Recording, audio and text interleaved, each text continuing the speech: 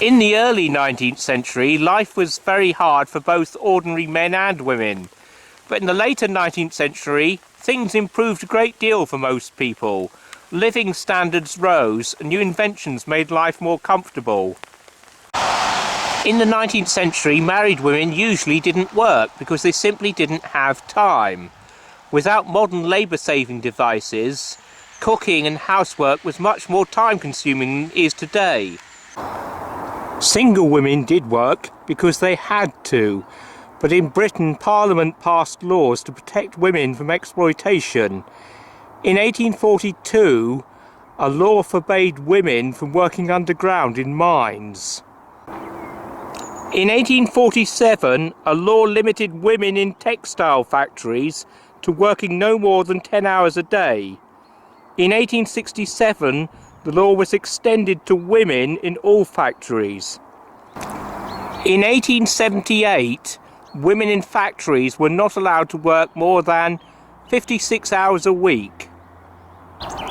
The first successful typewriter was invented in 1874, and the telephone was invented in 1876, and these inventions created new job opportunities for women.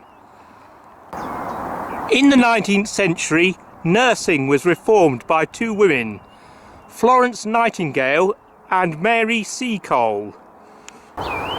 There were also many famous women writers in the 19th century, among them Jane Austen, Charlotte and Emily Bronte and Harriet Beecher Stowe.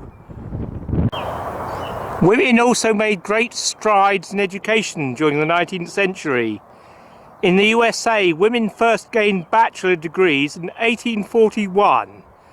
In Britain, women first gained degrees in 1880. In 1866, Lucy Hobbs Taylor became the first American woman to graduate from dental college.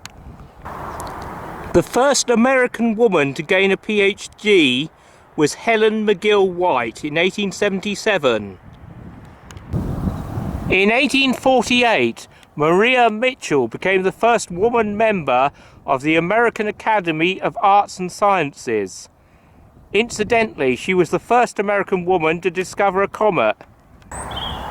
Meanwhile, in 1865, Elizabeth Garrett Anderson became the first woman doctor in Britain. In the early 19th century, only a small minority of men could vote, but gradually more and more men were allowed to vote, and movements began to give women the vote too. In 1869, the territory of Wyoming gave women the right to vote. In 1893, men in Colorado voted in a referendum to allow women to vote. In 1896, women in Idaho and Utah were given the right to vote. The first country to allow women to vote in national elections was New Zealand in 1893. I should also mention Susanna Salter. In 1887, she became the first woman mayor in the USA. For housewives or homemakers, new inventions made life easier. In the late 19th century, piped water supplies were created in many towns and cities. Just having piped water must have made cleaning easier. In 1850, Robert Tasker invented the clothes wringer, called a mangle in Britain. In 1875, John B. Porter invented a portable ironing board. Sarah Boone invented an improved version in 1892.